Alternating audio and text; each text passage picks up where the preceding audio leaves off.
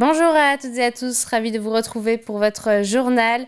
Commençons cette édition avec l'ouverture aujourd'hui de la 12e édition du Salon de l'Habitat des Herbiers. Jusqu'au 6 février, pas moins d'une centaine d'exposants présents sur place. Parmi les secteurs qui attirent le plus, c'est bien celui de la décoration et de l'aménagement.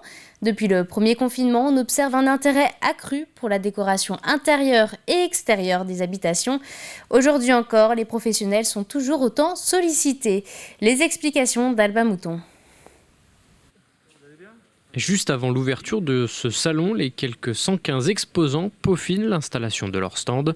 115 exposants, un record pour ce salon de l'habitat des herbiers. Moi, le salon m'est important, comme tous les salons que je puis faire, du fait que moi, j'ai pas de magasin, j'ai pas opinion sur rue, donc ça me permet justement de faire une vitrine et de pouvoir proposer et montrer ce que je fais, me faire connaître aussi, parce que même que ça fait 15 ans que je suis installé, on a tout le temps besoin de se faire montrer, quoi.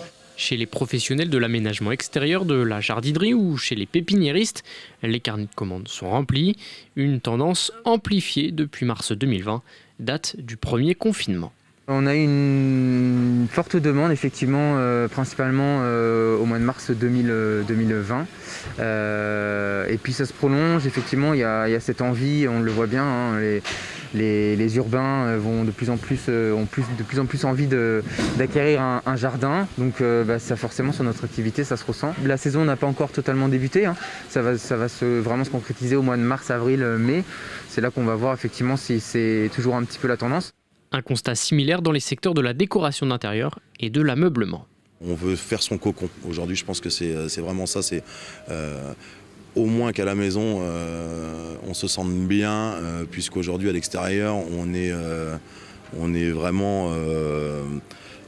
on est bridé sur plein de choses et c'est vrai que oui, on le ressent aujourd'hui, les gens veulent se faire plaisir, un beau canapé pour être confortable à la maison. Seul bémol pour certains professionnels, les difficultés d'approvisionnement en matières premières, notamment concernant le bois. Le délai de réalisation des commandes est parfois plus important que prévu. L'actualité, c'est aussi la visite de Christelle Morancet hier au lycée des Établières à La Roche-sur-Yon. La présidente du conseil régional est allée à la rencontre des élèves de l'unité d'enseignement externalisé de l'établissement, une structure qui permet aux enfants de l'ADAPI de suivre leur scolarité en établissement ordinaire. L'inclusion et le handicap, des thématiques que Christelle Morancet souhaite aujourd'hui mettre en avant. J'ai une élue qui est spécialisée dans le handicap pour ce brandat, c'est une première, c'est Béatrice Anneroux. Et l'objectif, c'est vraiment de faire des déplacements dans chacun des départements de la région, de pouvoir échanger, de voir aussi les belles initiatives comme ici. C'est une première dans la région des Pays de la Loire. Et donc, en échangeant ce matin, en écoutant aussi ce dispositif, l'idée tout de suite est venue, c'est peut-être, j'anticipe un petit peu, mais peut-être de proposer à d'autres établissements de lancer cette expérimentation dans chacun des départements. Et puisque nous parlons de visite, Joanne Mougenot, sous-préfet des Sables-d'Olonne, s'est rendue à Beaulieu-sous-la-Roche pour rencontrer les salariés de l'entreprise Sistebois. Cette PME de 42 salariés spécialisée dans la construction de maisons en bois préfabriqués. Elle est aussi lauréate de fonds de soutien à l'investissement industriel dans les territoires du plan France Relance. Elle a donc bénéficié d'une subvention de 150 000 € pour un projet d'investissement qui lui a permis notamment de recruter, mais aussi de s'agrandir. Grâce à France Relance, en fait, ça nous a permis d'aller beaucoup plus vite sur nos investissements. Et notamment, un point qui était pour nous critique, c'était la zone d'expédition. Expédition stockage, où aujourd'hui on montait en volume et donc on arrivait à avoir des camions dans la cour d'expédition, mélangés avec les camions de réception, mélangés avec les salariés qui passaient, donc ça devenait dangereux. Et donc on a préféré prioriser ça. Et donc c'est un investissement de 250 000 € qui a été quand même financé à 50% grâce au plan de relance.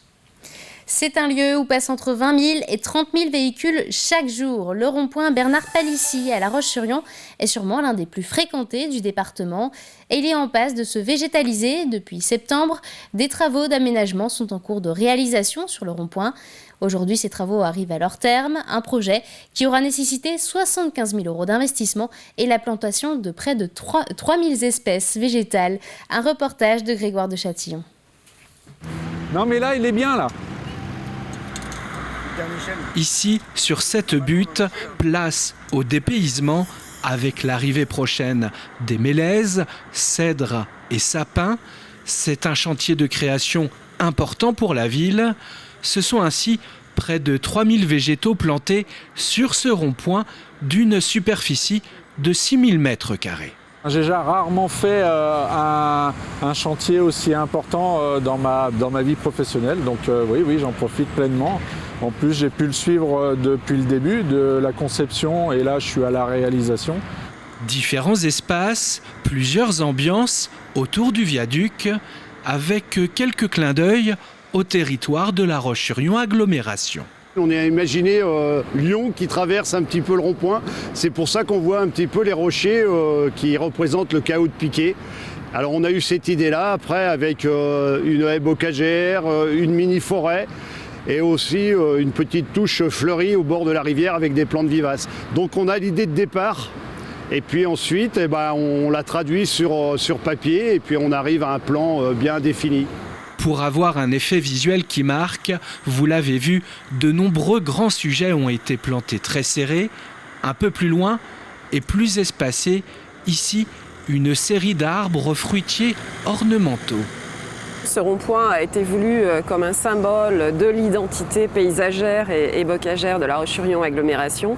Et puis il est aussi le fruit d'un savoir-faire exceptionnel des services de la ville. Vous avez l'illustration ici, la fleur d'or qui est celle de la ville de La Roche-sur-Yon et du titre capitale française de la biodiversité obtenu en fin d'année dernière. Le chantier touche à sa fin. Il va falloir maintenant attendre le printemps pour voir cette nature s'exprimer au pied de ce grand viaduc situé au nord de La Roche-sur-Yon. Des reliques de Bernadette Soubirous arrivent en Vendée à partir du 13 février. Ces deux reliquaires appartiennent au sanctuaire de Lourdes et voyageront dans le département pendant plusieurs jours. Ils seront exposés dans différentes églises, comme par exemple celle de Moutier-les-Maufaits, les Sables-d'Olonne ou encore la cathédrale de Luçon. Une opération pour amener directement ces objets de culte aux Vendéens, puisque depuis le début de la crise sanitaire, nombreux sont ceux qui n'ont pas pu faire de pèlerinage jusqu'à Lourdes. Le premier pèlerinage diocésain vendéen a eu lieu en 1872. Et donc on va fêter cette année le 150e anniversaire de ces pèlerinages diocésains, sachant que chaque année, en année normale, hors Covid, n'est-ce pas, c'est environ 3500 pèlerins vendéens qui se rendent à Lourdes. Et malheureusement, depuis le début 2020, il n'y a pratiquement plus personne qui peut aller à Lourdes. On espère que ça va recommencer bientôt. Donc c'est une façon finalement que Lourdes vienne à nous, puisque nous on ne peut pas aller à Lourdes. Ce soir, c'est le début des vacances scolaires et si vous en profitiez pour danser avec votre enfant, c'est en tout cas ce que propose la compagnie Mbira, basée au Sables-d'Olonne. En plus de leur spectacle, elle anime des ateliers de danse entre parents et enfants, l'occasion de partager des moments de complicité avec les générations futures. Alexandre Debray. Début de l'échauffement pour ces enfants accompagnés d'un proche. Ce matin-là, 3 ateliers de danse sont organisés pour accueillir les duos inscrits. Un moment très apprécié par les parents. Ça a été un très joli moment de partage avec ma fille. Un échange avec son enfant, on a tous les jours envie d'en passer et c'est des moments privilégiés donc, auxquels il ne faut pas s'interdire. Peggy, la professeure, est habituée à ces séances entre enfants et adultes. En général, les parents ne découvrent pas des choses sur leur enfant, mais confirment certains traits. Les rires qui, des fois, ne sont pas forcément attendus.